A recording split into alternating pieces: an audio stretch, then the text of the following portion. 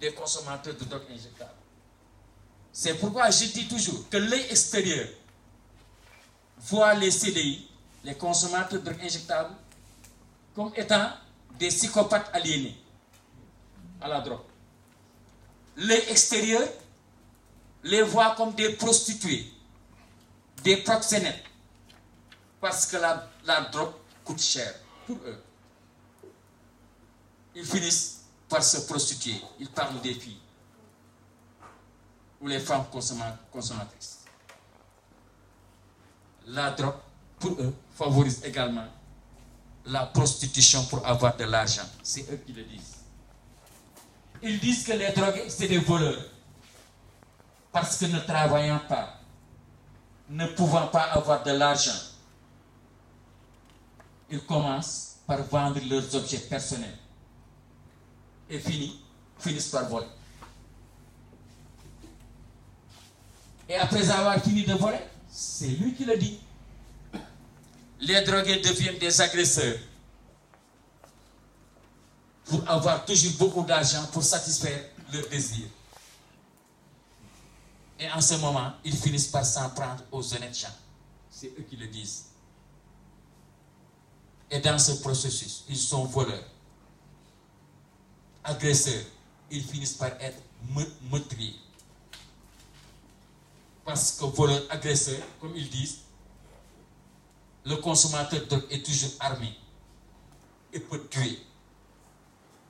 Donc, potentiel prisonnier, car aucune indulgence n'est tolérée et l'emprisonnement est inévitable, l'usage de la drogue étant formellement interdit. Au regard de ce qui s'est dit dans les sessions précédentes, pensez-vous que ce qui s'est dit, c'est le prophète du consommateur de drogue? La consommation de drogue, nous le savons tous, induit certains à l'addiction. Et ces personnes qui sont addictes à la drogue, relativisons, parce que ce n'est pas l'ensemble des consommateurs de drogue, c'est une partie. Et parmi cette partie de consommateurs qui sont addicts, ils sont loin d'être des voleurs, ils sont loin d'être des agresseurs, mais ils sont également loin d'être des meurtriers. Hier, Moustapha Mbodj l'a dit, la problématique de l'usage de drogue, elle est complexe. Et parmi les usagers de drogue, on retrouve tous les profils. Ils sont dans tous les secteurs d'activité de la vie. Ce sont des administrateurs de société. Ce sont des administrateurs civils. C'est des commissaires de police. C'est des journalistes. C'est des directeurs d'école. C'est des universitaires. C'est des mécaniciens. C'est des médecins.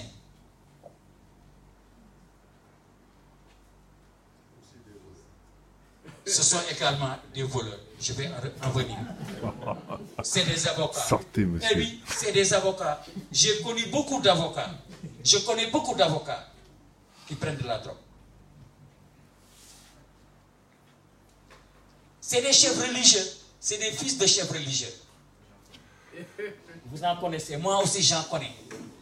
Mais l'engagement de confidentialité que j'ai signé au centre de prise en charge intégré ne me permet pas de faire certaines révélations. Ça n'aurait pas été le cas. J'aurais été beaucoup plus clair.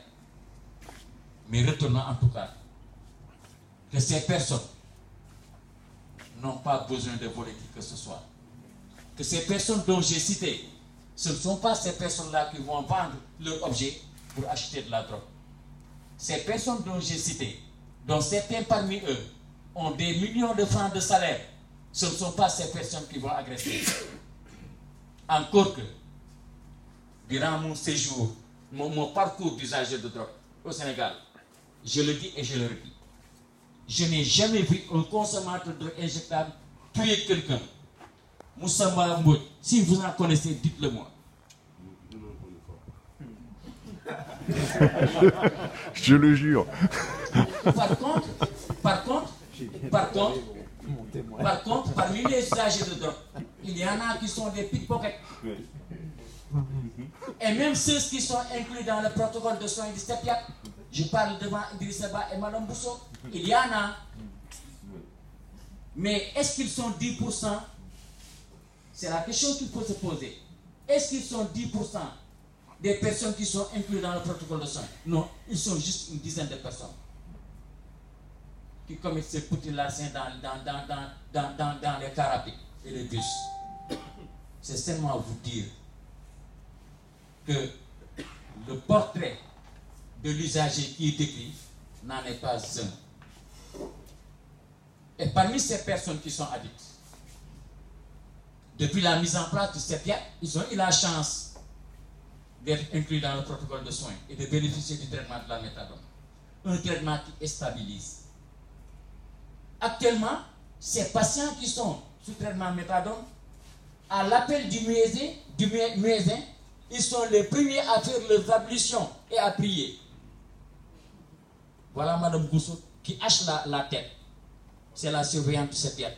Elle est en train d'hocher la tête. Parce que tout ce que je dis ici est vérité, et pure vérité. C'est pourquoi je pense qu'il nous faut véritablement revoir certaines choses. Et légitimer même la demande. Certainement, Dr. Ba en viendra lorsqu'il aura à parler des addictions. Les gens ne sont pas simplement addicts à la drogue. Il y a d'autres personnes qui sont addictes à autre chose. Le professeur l'a dit hier ou avant-hier.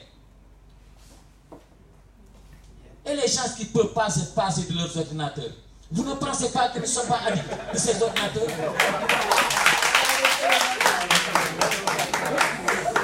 Les téléphones, les smartphones.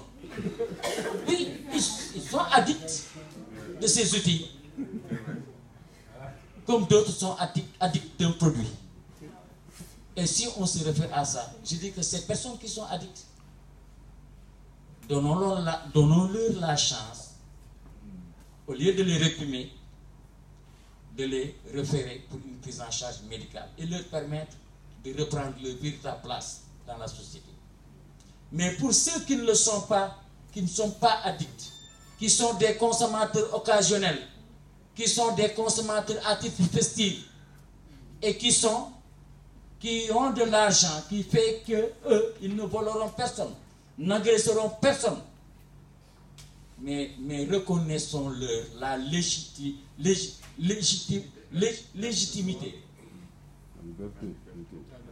la liberté plutôt, de consommer.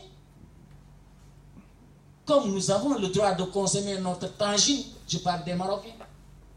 Comme l'Ivoirien a le droit de consommer son attiqué. Mais oui, laissons à ces personnes le droit, la liberté de consommer sa cocaïne. En fait, est-ce qu'il y a un mal à ça? L'essentiel pour lui, c'est de maîtriser sa consommation. Parce qu'il est à la recherche d'un plaisir. Ça, il faut le dire. Il est à la recherche d'un plaisir. Il veut régler un problème ponctuel. Laissons-le régler son problème ponctuel à sa manière. Concédons-lui ce droit-là. Pour finir, j'aurais dit par démarrer en vous disant qui suis-je. Mais c'est là où je vais terminer. Contrairement à ces gens-là, qui ne sont pas des consommateurs précaires et vulnérables.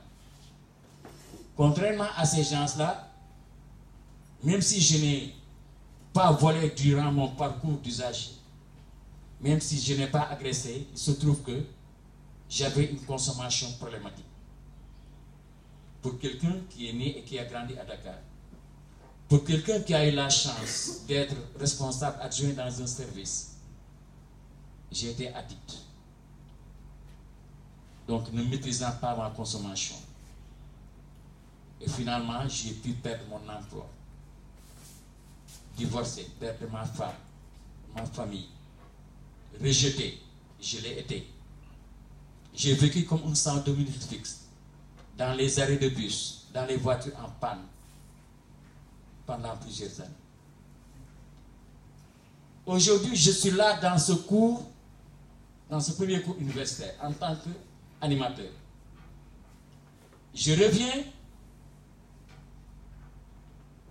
de 2 ateliers d'élaboration de modules et de guides de formation à la prise en charge des consommateurs de drogue. Je reviens aussi d'un autre atelier d'élaboration d'un protocole pour les enquêtes, pour avoir des données fiables par rapport à la population des consommateurs de drogue. Je reviens également d'un atelier d'élaboration de guides de formation pour les fonctionnaires et forces de sécurité. Simplement, et aujourd'hui je suis là. Lorsque nous quitterons Mbour, dans 4 jours, je vais aller à Nairobi, à Kanko, pour la première conférence est-africaine de réduction des risques. 10 jours après, nous allons aller en Côte d'Ivoire, à Ikassa, pour faire une communication sur l'implication des médiateurs pairs dans un programme de réduction des risques. Donc, c'est comme ça que ça se passe. On n'a plus le temps pour des détails. Et celui qui vous parle, c'est il y a un passé récent, celui qui était dans les arrêts de bus, dans les voitures en panne. On n'a plus le temps.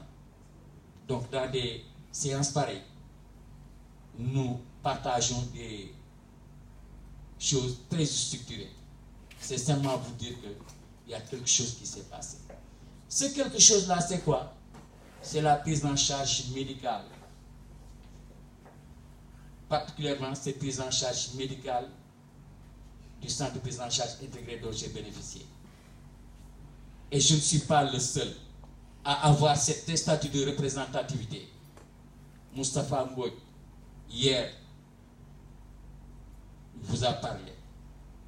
Lui aussi, il est dans la même dynamique que moi. Et d'autres qui sont à Dakar, qui sont ailleurs un peu partout. Nous sommes des leaders qui avons émergé. Nous sommes des leaders qui sont prêts à représenter nos communautés.